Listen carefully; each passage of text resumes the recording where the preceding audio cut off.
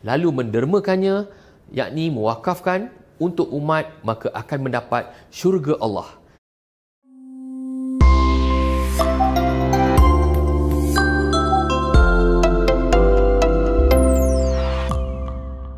Assalamualaikum dan salam sejahtera. Mudah-mudahan anda semua dalam keadaan sihat hendaknya. Selamat datang ke siri ilmu pelaburan Patuh Syariah episod pertama, siri video yang dibawakan oleh Bursa Malaysia dan V College sebagai content partner. Saya Helmi dan saya akan berkongsi dengan anda semua mengenai topik, prinsip dan disiplin pelaburan saham. Bercerita mengenai saham, mesti ada pelbagai tanggapan negatif di luar sana. Selalunya dikaitkan dengan risiko tinggi, selalu rugi, susah nak faham, tak tahu macam mana nak mula dan sebagainya. Jangan risau, jom kita fahamkan dan tonton apa yang dimaksudkan dengan pemilikan saham. Perkataan saham ni berasal daripada perkataan Arab yang bermaksud pemilikan dalam sesuatu perniagaan. Jadi bila kita melabur ke dalam saham sesuatu syarikat itu, ia bermaksud kita telah memiliki sebahagian pemilikan dalam perniagaan syarikat tersebut. Ini termasuk juga hak dalam memiliki aset syarikat. Persoalannya bukan ke strategi saham ni perlu beli harga rendah dan jual harga tinggi. Adakah ketika zaman Nabi Muhammad SAW memang dah wujud saham ni? Dah nama saham perkataan bahasa Arab kan?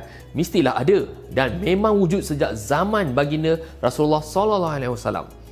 Mesti ramai orang akan tanya bukti kan?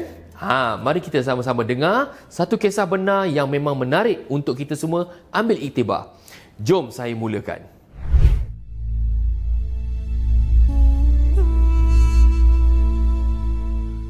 Kisah ini merupakan kisah mengenai khalifah yang ketiga dan juga sahabat kepada Rasulullah SAW, iaitu Saidina Osman bin Affan yang terkenal dengan kekayaannya serta aset-aset yang telah diwakafkan beliau yang masih wujud lagi dan diuruskan dengan baik sampai sekarang. Ia mengenai bagaimana Saidina Osman membeli telaga Ar-Rumah. Ya, rumah tu memang nama dia, daripada seorang Yahudi. Kisahnya bermula daripada zaman Rasulullah SAW. Kota Madinah pernah mengalami zaman kemarau dan punya dahsyatnya kemarau ni menyebabkan nak dapat bekalan air bersih pun memang susah. Jadi dalam banyak-banyak telaga kan, ada satu telaga di Madinah ni memang istimewa, iaitu telaga Rumah yang berdekatan dengan Masjid Qiblatain. Yang menariknya, telaga Rumah ni adalah satu-satunya telaga air yang tak pernah kering walaupun sering berlaku kemarau. Telaga Rumah ni dimiliki oleh seorang Yahudi yang mempunyai sifat tamak. Apa yang tamak sangat dengan orang Yahudi ni? Orang Yahudi ni suka menjual air tersebut dengan harga yang melampaui batas. Dengan kata lain, amat mahal sehingga menyebabkan nak tak nak, penduduk di Madinah termasuk orang Islam terpaksa juga beli air itu. Mendengar keadaan tersebut, Rasulullah SAW pun bersabda, "Wahai sahabatku, sesiapa saja di antara kamu yang menyumbangkan hartanya untuk dapat membebaskan telaga itu, lalu mendermakannya, yakni mewakafkan untuk umat, maka akan mendapat syurga Allah." Hadis riwayat Muslim. Jadi Saidina Osman bin Affan yang mempunyai harta yang banyak menyahut seruan baginda SAW tersebut. Beliau jumpa orang Yahudi itu dan membuat tawaran untuk membeli telaga Rumah dengan harga yang amat tinggi. Tetapi orang Yahudi tersebut langsung tidak mahu menjual telaga kerana khawatir keuntungannya terjejas. Di sini terselahnya kebijaksanaan Saidina Osman dalam membuat perbincangan dan membuat tawaran tinggi untuk pemilikan hanya sebanyak 50% saja. Dan baki 50% masih kekal hak milik orang Yahudi itu.